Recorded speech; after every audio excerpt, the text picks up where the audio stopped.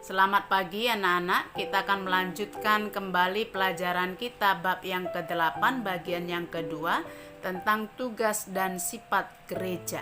Minggu lalu kita sudah belajar tentang arti dan awal terbentuknya gereja. Jadi kita harus paham bahwa kalau kita bicara gereja berarti kita bicara tentang orang percaya ya, bukan tentang gedungnya.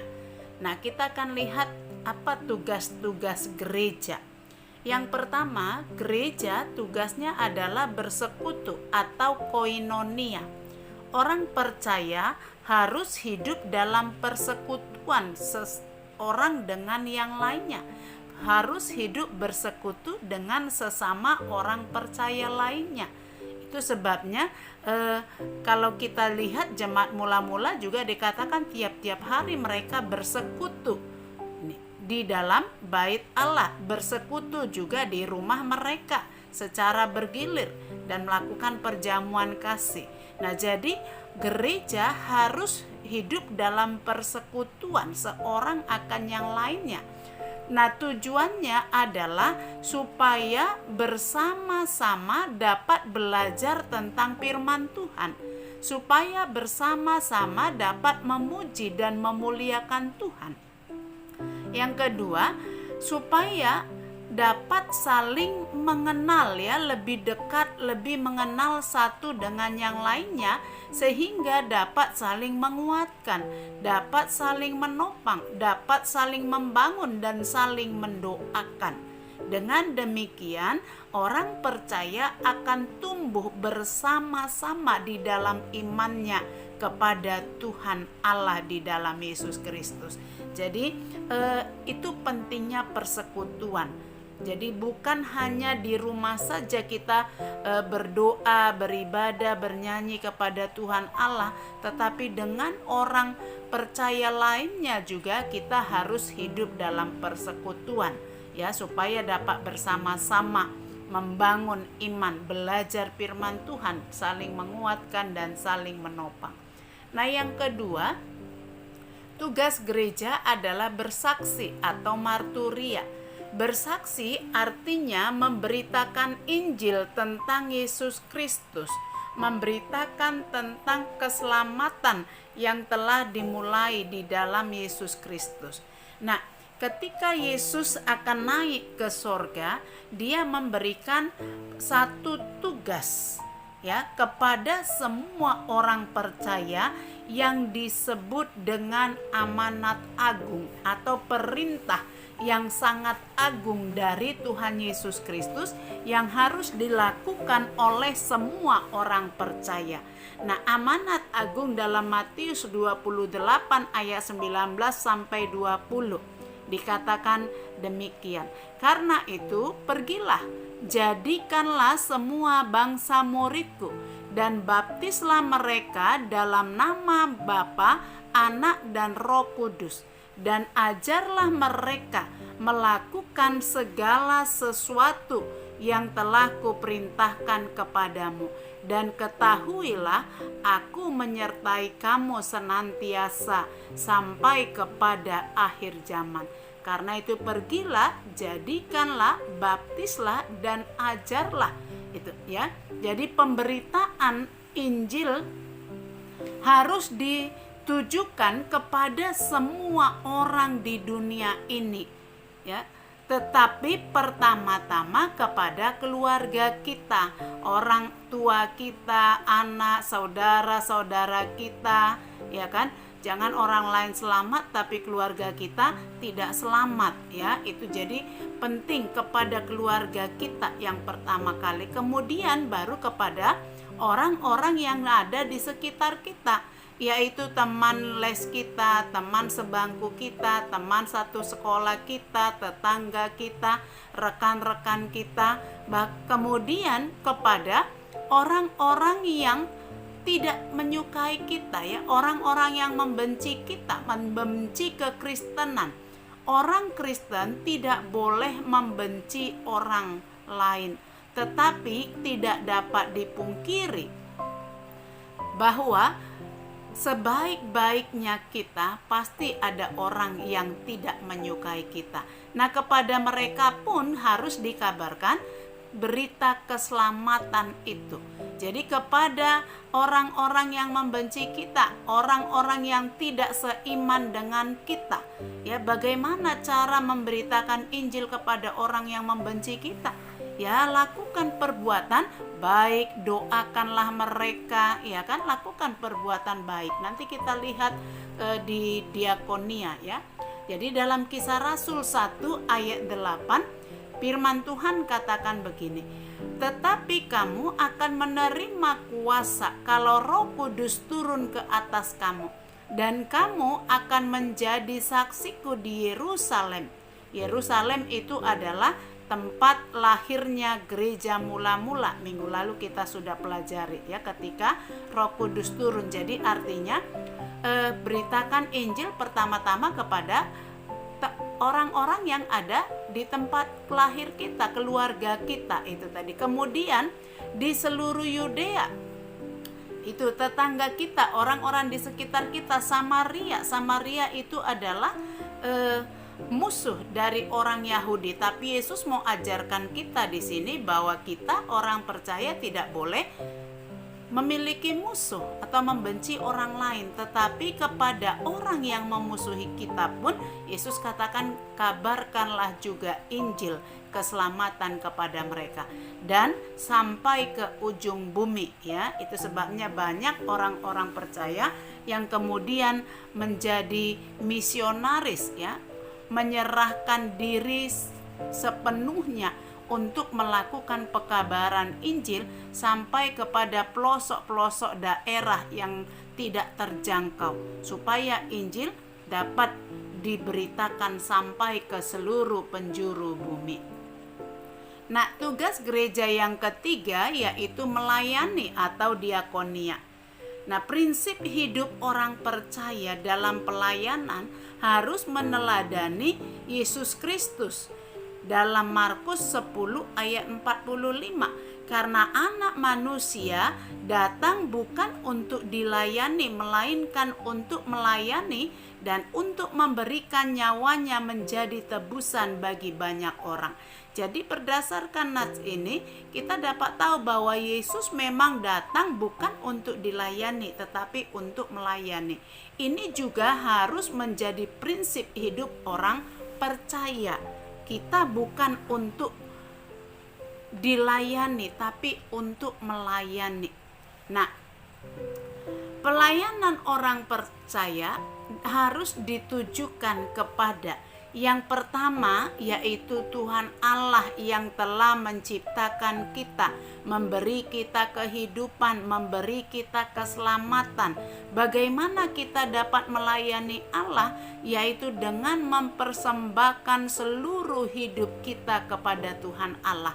Jadi ketika kamu melayani di gereja sebagai singer, sebagai pemain musik, worship leader, ya, penerima tamu, mengumpulkan persembahan, itu pelayanan kita kepada sesama manusia itu adalah untuk Tuhan Allah, ya, untuk Tuhan Allah. Berarti kita sudah melakukannya untuk Tuhan Allah. Nah, Roma 12 ayat 1 katakan begini, supaya kamu mempersembahkan tubuhmu sebagai persembahan yang hidup, yang kudus dan yang berkenan kepada Allah. Itu adalah ibadahmu yang sejati. Jadi pelayanan kita kepada Tuhan Allah bukan hanya ketika kita di dalam gereja beribadah, ikut pelayanan, pemain musik dan sebagainya, tetapi sikap kita sehari-hari, bagaimana kita di dalam kehidupan kita setiap hari harus mencerminkan kasih Allah kepada orang lain. Ketika kita melayani sesama berarti kita sudah melayani Allah. Matius 22 ayat 37 juga katakan, kasihilah Tuhan Allahmu dengan segenap hatimu dan dengan segenap jiwamu dan dengan segenap akal budimu. Kasihilah Tuhan Allahmu dengan seluruh hidupmu. baik mulutmu, tanganmu, pikiranmu, matamu, seluruh tubuh kita harus kita persembahkan untuk Tuhan Allah. Nah, yang kedua, pelayanan orang percaya ditujukan kepada sesama manusia yang mencakup seluruh aspek hidup manusia. Matius 22 ayat 39. Kasihilah sesamamu manusia seperti dirimu sendiri. Apa artinya mengasihi sesama manusia seperti dirimu sendiri? Yang pertama, artinya kita harus dapat menempatkan diri kita pada posisi orang lain. Kalau kamu tidak mau disakiti, jangan menyakiti orang lain. Kalau kamu mau menghina orang lain, tempatkan dulu dirimu pada posisi dia. Kamu senang enggak dihina? Kalau tidak, orang lain juga enggak senang dihina. Karena itu, jangan menghina orang lain. Kamu ketika mau mengambil barang orang lain, kamu tempatkan dirimu pada posisinya. Kalau barangmu yang diambil, kau senang atau tidak? Tentu tidak senang. Kalau kau pun tidak senang barangmu diambil orang lain, maka orang lain juga sama. Karena itu jangan mengambil barang orang lain. Ya. Kedua, artinya mengasihi sesama seperti diri sendiri, bahwa setiap orang ingin hidup sejahtera. Orang miskin itu juga ingin hidup sejahtera, ingin hidup aman, ingin hidup tentram, ingin hidup berkecukupan. Nah, ketika kamu mengusahakan kesejahteraan dirimu sendiri, jangan sampai menghancurkan kesejahteraan orang lain. Ya. Tetapi bagaimana supaya kita dapat membantu orang lain supaya mereka juga hidupnya dapat sejahtera. Ya, jadi itu artinya mengasihi sesama seperti diri kita sendiri. Ingat bahwa setiap orang pasti ingin hidup sejahtera. Ya, jadi ketika kita mengusahakan kesejahteraan kita, jangan sampai merugikan, apalagi menghancurkan kesejahteraan orang lain. Yang ketiga, pelayanan orang percaya ditujukan kepada alam semesta, yaitu dengan memelihara seluruh ciptaan Allah. Yeremia 29 ayat 7. Usahakanlah kesejahteraan kota kemana kamu aku buang, dan berdoalah untuk kota itu kepada Tuhan, sebab kesejahteraannya adalah kesejahteraanmu. Ya, ketika kamu memelihara lingkunganmu bersih, ya kan, kamu juga pasti akan sehat, hidupmu akan tenang, asri lingkunganmu. Tapi ketika kamu membuang sampah sembarangan, ya kan, meludah sembarangan, maka akan terjadi timbul banyak sakit penyakit. Kamu juga akan terimbas di dalamnya. Ketika hujan, terjadilah banjir karena sampah-sampah kamu buang sembarangan, dan akhirnya kamu juga ikut terdampak di dalamnya. Ya, jadi karena itu usahakan kesejahteraan lingkunganmu. Ya, mau ikut program tanam 1000 pohon, ikut gotong royong. Nah, itu ketika kamu melakukannya berarti kamu sudah melayani, melakukan pelayanan atau diakonia. Nah, tugas yang keempat yaitu mengajar atau didaskalia. Orang percaya yang percaya kepada Yesus Kristus, baik yang sudah dibaptis maupun belum dibaptis, ya, harus terus-menerus diajar tentang firman Tuhan dan juga belajar untuk melakukannya dalam kehidupannya sehari-hari.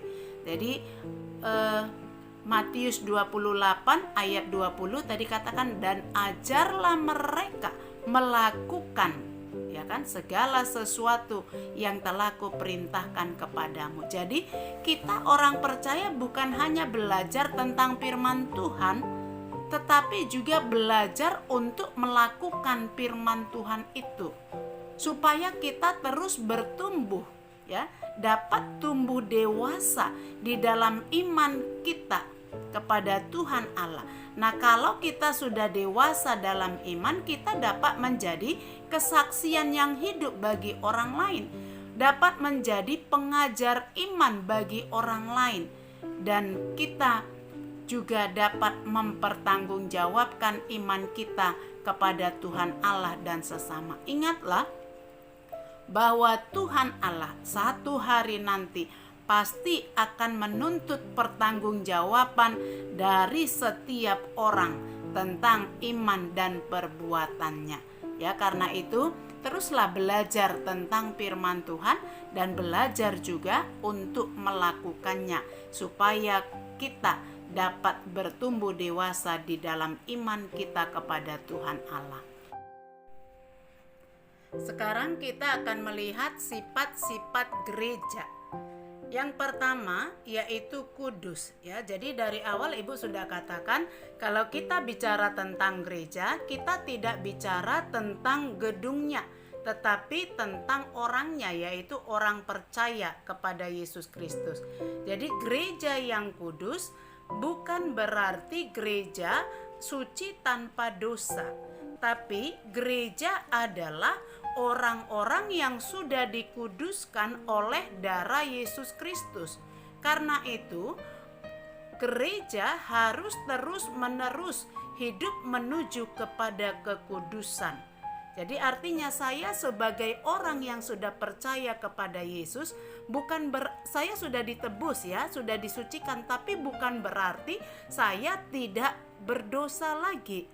Tapi artinya setiap hari saya harus hidup lebih baik, hidup menuju kepada kekudusan, sampai satu hari nanti ketika Yesus datang kedua kalinya, maka seluruh orang percaya akan disempurnakan.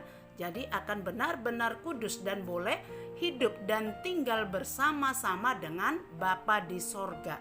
Jadi karena sorga itu adalah tempat yang kudus, maka tidak ada satu dosa pun yang boleh masuk ke dalam sorga. Karena itu sebelum kita masuk ke dalam sorga pada kedatangan Yesus Kristus yang kedua kali nanti, kita akan disucikan. Jadi kekudusan orang percaya atau gereja bukan terletak pada perbuatan manusia, tetapi pada perbuatan Allah yang telah mengorbankan anaknya Yesus Kristus di kayu salib untuk menebus dosa manusia, untuk menyucikan manusia dari dosa-dosa.